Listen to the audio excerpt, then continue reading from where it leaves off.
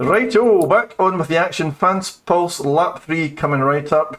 First, just an appeal, as we normally do. If you're watching us on our YouTube channel, please just get into the habit routinely of hitting that little thumbs up button, because it's a very powerful action that you can take that helps to promote 360 Speedway's channel within the YouTube stratosphere. So it helps that YouTube algorithm to place our faces and our discussions under the noses of many more YouTube users around the world who might have an interest in what we're talking about. So just that little action, hit the thumbs up please, and it's always nice to hear from you as well if you would like to take a minute or two to add a comment below. Thank you.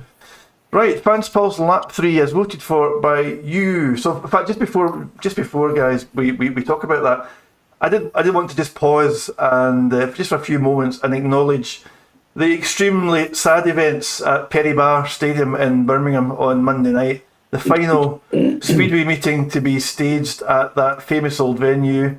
We've talked about the Brummies once or twice, probably more than that, over the course with 360 Speedway, and we've got lots of empathy with the club and their fortunes and the Brummie supporters who have had a desperately tough few seasons, and it's to their credit that they've stood behind the club and continued to pay through the turnstiles and watch the club almost week on week losing at home. It's been a desperate time for everyone connected with the club, and now sadly some might say they've been put out of their misery a little bit, but always sad to lose a Speedway club. We hope it's only temporary. We wish Birmingham Speedway every success in hopefully being able to relocate in the not too distant future in some shape or form. And certainly listening to Nigel Tolley speaking on Monday and Tuesday on social media, he seems to be quite upbeat. He's declared that his life in Speedway is far from finished, and that he's likely to pop up somewhere else, hopefully as soon as next season. So it's maybe not all doom and gloom, but from a Brummie's perspective, Nigel, I'll bring you in first. It's not too far away from your neighbourhood. It's always sad, Nigel, isn't it, to lose any Speedway club, but the Brummies in particular seem to have had a very arduous, a very torturous few seasons. Yeah, whatever they've done's just not worked, has it? You know, you go to clubs like Poole, don't you? And whoever they get in, it just seems to work for them. Birmingham, and you have to feel for them. And they've spent money to get riders in, and again, it hasn't worked for them. You know, you feel sorry, obviously, and, you know, a place size of Birmingham, like we've got London, you know, the Midlands, and there's no Speedway there, or Leicester, and that's it. You know, it's a terrible shame, but unfortunately, it's the stadium, isn't it? They've sold the stadium for housing, redevelopment. There's nothing anybody can do about that. It's just a sad state when it gets like it's got. And yeah, I heard the interview you're on about what Nigel Tully's saying, like Dudley might be coming back, he said, didn't he? He sort of, I don't say he said they were coming back, but he sort of hinted that a little bit, didn't he? So obviously that would be good. It's just such a shame, and I'm sure everybody feels the same about it, don't they? You know, and they reckon, I don't know, there was like maybe 3 times the original crowd there on Monday night. You know, don't tell me people don't know it's there. I hate that one, I do. People don't know it's about. Yes, they do know it's about. If they want to know it's there. You know, up in Scotland, I don't know what your crowds are like at Glasgow, but I'm sure you get loads of publicity up there, radio, newspapers, social media, you know. I don't know. People know it's there if they want to know it's there. It's there if they want it. Maybe some don't want it, do they? And Birmingham, because of the results and everything, it just hasn't worked out for them, has it? But regardless of results, it would have still been shut in anyway because of redevelopment. So such a shame, you know, such a shame. Robbo, that particular part of the world, the West Midlands, it used to be a real hotbed of Speedway with, you know, so many clubs and such an active and vibrant Speedway community. And, you know, hopefully the Speedway community is still there. They might be resting at the moment, but you know, if Nigel, Tolley and others could potentially resurrect, whether it's Cradley or Birmingham, in that same neck of the woods, then, you know, that obviously that will be to the benefit of Speedway. But right here, right now, it stings a little, doesn't it, Stuart, to lose yet another club? It does. It does. I mean, it's leaving sort of Leicester as the lone Midlands club now, isn't it? It's. I mean, they're East Midlands more so than West Midlands, but still, there's no West Midlands clubs. You know, obviously, Wolves has gone, Coventry's gone, Cradley's gone, now Birmingham. Yeah, the fan pulse would still be there. I think the family of Speedway supporters would still be there. Like they just said, if they got 3 times the crowd or whatever on that last meeting, it just goes to show that it's there, you know, in the Midlands there for Birmingham. But it's the problem is not the fans, it's the stadium. It's having a stadium to run it in. You know, Coventry Stadium's still there. Yeah, it's just unusable at the moment, and there's obviously still some kind of sort of lawsuit or whatever going on in the background. I'm not really sure what it is. As to try and bring it back, whether it will come back or not, it's difficult to see it. I'd love to see it back. I still live in the area up there, and it's a club I would definitely go and watch at. So yeah, it'd be nice if they could bring something like you know, something back there, or if they can get Dudley back or Cradley. Any kind of track is a good start, but that is the issue. It's the development is so profitable now. You know, I mean, that stadium land is probably sold for millions and millions. Yeah. It's not just a case of it's only brought in a few quid.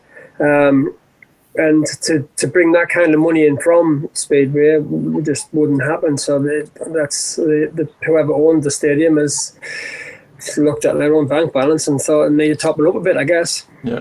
Big Mac, in one of the first episodes on 360, we talked about resting clubs, you might remember, and we talked about Coventry and Wolverhampton potentially being able to be resurrected and come back into being again. And you know, there are some rumours, there are some suggestions circulating that might not be pie in the sky, albeit we don't know the timelines or all of the probability around that. But right here, right now, Stuart, you've got to really feel for everyone involved with Birmingham Speedway. It's a huge city, the second city in the UK.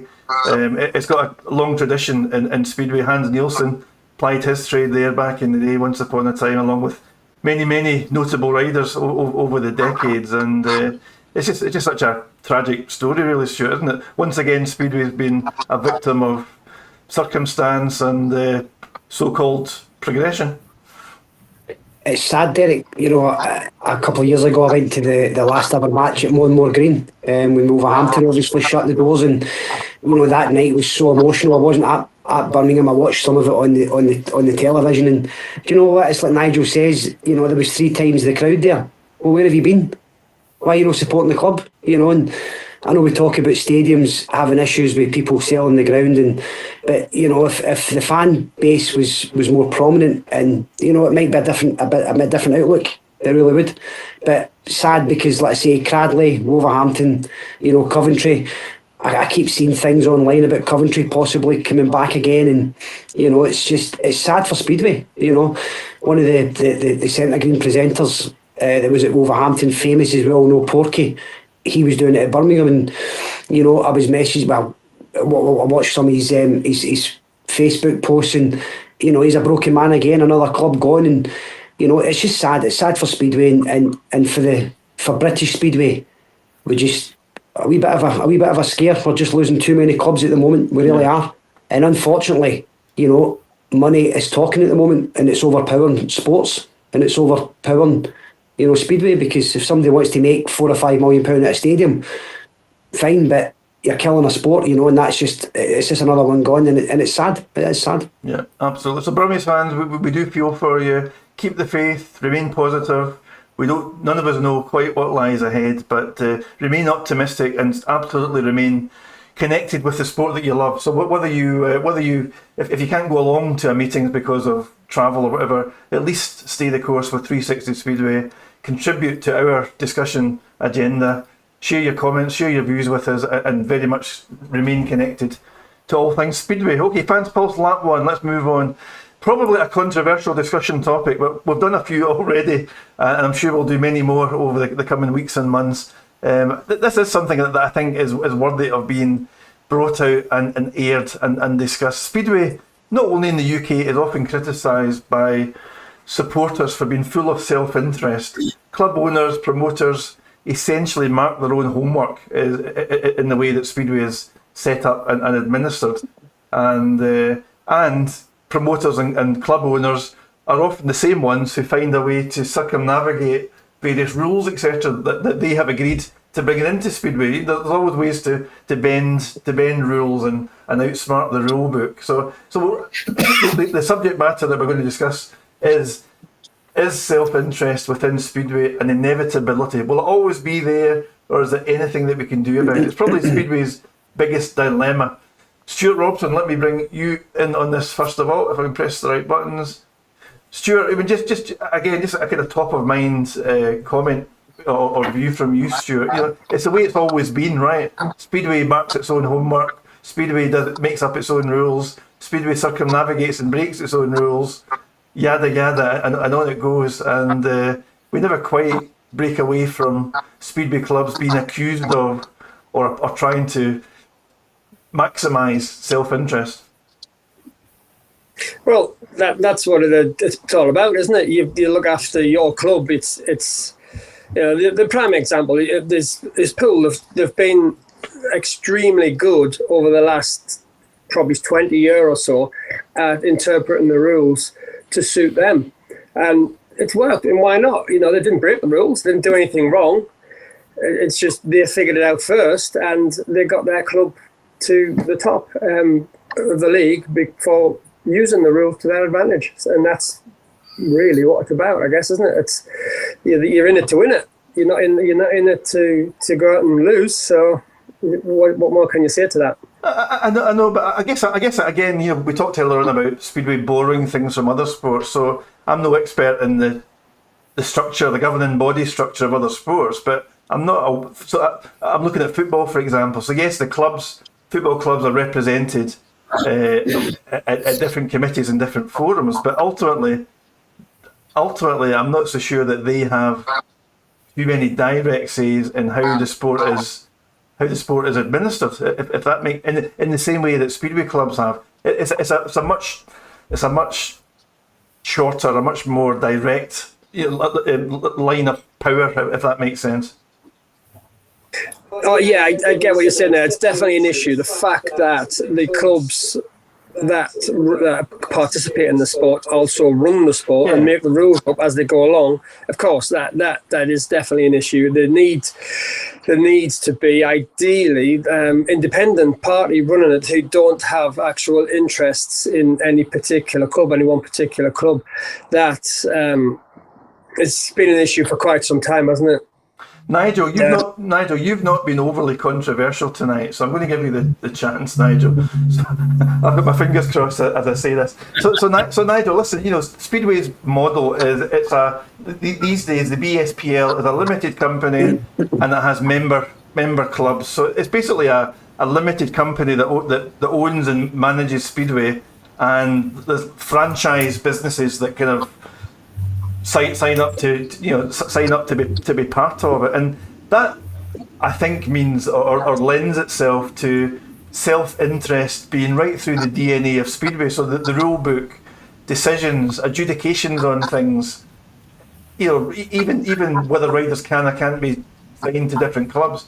You know, it's club owners, club promoters having a say in the business of other rival club owners, and that doesn't seem right. What you're saying is, Derek, what you're saying is it doesn't seem right, does it? Seem right. That's what you're saying. You're trying to be diplomatic, Derek. It isn't right, is it? It isn't right, because I don't care who it is that's running the sport. You're always going to make a decision to suit yourself, aren't you? It's going to happen. Like Robbo says, it needs an outsider making the decisions, you know, and not on anybody's side. I mean, it's natural. It's going to happen. The people that's running it this year are going to make decisions to suit themselves. I know a few years ago when Sky was pumping a lot of money into it, into the first division, I know the first division didn't really want a lot of the second division involved because obviously it took the money away and they were keeping the money for themselves, you know. Again, I don't know. It just needs an outside body running it. It's nothing to do with any individual club, because other than Chris Van Stratton, I think he was the last one that was pretty straight, and I think Chris had Speedway at heart. He ran a tight ship at Wolverhampton, and I think Chris Van Stratton was about the last one, the best one to have run it in recent times. I'm just not sure. It just seems to have lost its way a bit at the top, and it's worked its way down, hasn't it? It's lost its way all the way. This winter might sort the, I don't know, might sort the men out, might it? This winter they're going to have some big decisions to make. Maybe not just decisions what suit themselves, but what suits Speedway. You know, I don't know. You know, I aren't 100% who even runs it now. Honestly, is it Scunthorpe man that runs it now? Rod Godfrey's the chairman of. He's the main man, is he now? He's right. He's the figurehead, but it's a limited company structure. British Speedway Limited is the. Yeah, what a load of rubbish, isn't it? That again, it's just to take everything away so they can make the decisions in it. What a load of rubbish. Right, but I don't know. You just like to hope that they'd make the right decisions in winter for the benefit of Speedway and not for their club. You know. I don't know who should run it. Does anybody know? I mean, one of the men who I thought would have made a good man to have run it, he isn't around anymore, was Graham Drury. Graham Drury was very strong.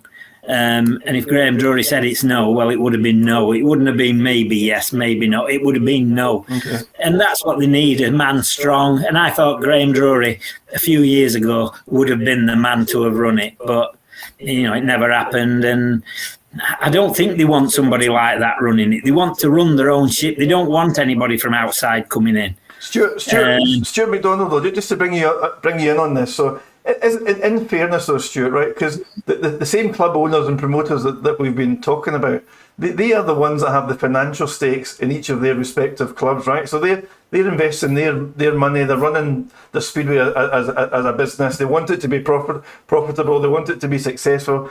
Isn't it right then that they do have a say in how the sport is run and administered? I'm being devil's advocate. Well, do you know what, Derek? I think they do have a right, but at the same time, I agree with the other two guys. They need somebody independent to run the sport.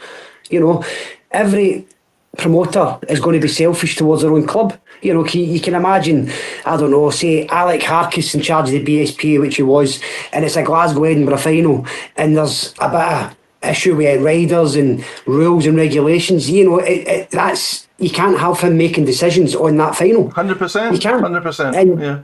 You know, I said before, weeks and weeks ago, you know, Barry Hearn, you know, he's come into snooker, he's come into darts, and he's made it go through the roof, you know.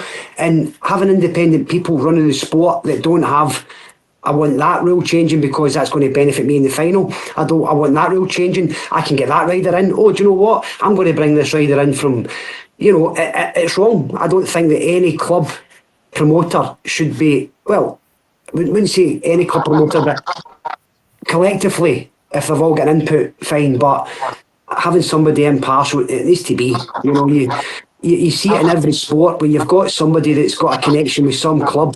You know, there's always, let's be serious, corruption, backhanders, a little bit of sweet talking, whatever you want to call it. You know, there's always something on the go, and I think, you know, definitely need somebody that's going to be at the top of the tree without any sort of favouritism. Yeah, Robbo, I'm no expert in what I'm about to say. Not for the first time. I'm no expert in what I'm about to say. But whilst we're talking about British Speedway, you know, I'm not so sure that Polish Speedway or Swedish Speedway is any different in terms of the clubs having that same self-interest. I'm sure club owners in Poland and Sweden have as much direct ability to influence the sport and the way it's run as they do in Britain. 360 Speeders, if you know whether that is or isn't the case, I'd be interested in your validation of that. The other thing I would say, Robbo, is if us four were to become the BSPL directors in 2026, right?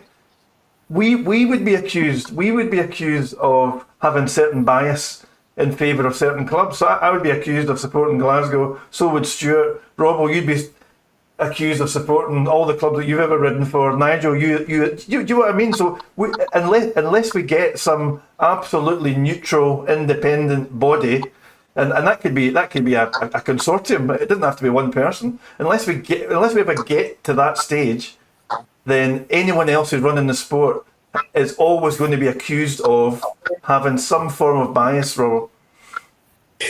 Yeah, I agree. I mean, because if they do sort of make rules up and change rules or whatever, it's always going to benefit one club more than it benefits another.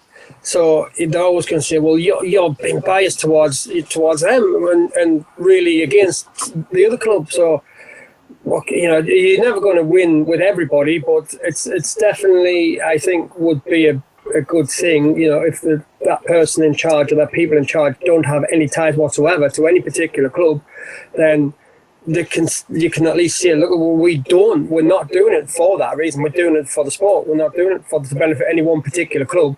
We're doing it to try and benefit the sport because we don't have any ties in the sport. We're just trying to bring it on. With me personally, all my old clubs are closed down. So I couldn't be biased towards any at the moment. I don't think. I had a little stint with Edinburgh a long time back, and I had a little stint with Leicester. They're the only two clubs that's still running that I rode for. So, Nigel's clubs were all pre-war. yeah. But yeah, so like you say, it's always going to benefit one club more than it benefits another, and you're always going to get that. Just at least if it is an independent party that do run it, they can always hold their hands up and say, well, don't have any ties to that club. But people say, yeah, well, you're getting backhanders. There's backhanders going around, you know. But you're going to get that every time, aren't you? Do you know? I'm thinking here. You know, we're talking about Speedway, right? In the greater scheme of things, Speedway isn't a big sport, so therefore it must be perfectly possible that Speedway can resolve this and introduce the integrity that I think that we're calling for. And that integrity, by the way, it works two ways. So that integrity protects the clubs as much as it protects the reputation and the credibility of the sport. You look at the government, right? The government, you know, have devolved the interest rates to the Bank of England, right? So the Bank of England determines interest rates in this country. The government doesn't do it. So I'm using that as an analogy. So Speedway is part of this discussion, but I think what we're trying to suggest is the optimal solution would be that British Speedway arrives at a position where it fully delegates the administration and the running of the sport to it could be a sports management company, a consortium of sports management consultants. It doesn't have to be an individual like a Barry Hearn, but to an entity that truly is neutral and truly can run the sport in the best interest of the sport and not to favour individual clubs, which is the suspicion and the accusation that our current structure engenders. Really, that was quite profound. I don't think I could ever say that sentence again, but hopefully that makes sense. 360 Speeders, it's a tricky subject, and I'm trying to be fair to the BSPL as well. We're not trying to be critical for the sake of being critical. Hopefully you can see that in the conversation. If you have got any suggestions out there as to how British Speedway could ready and steady itself in a much more in a much more manageable way that would remove some of the accusations of bias and self-interest and shore up the integrity and the credibility of the sport, then we would be super interested to hear your views.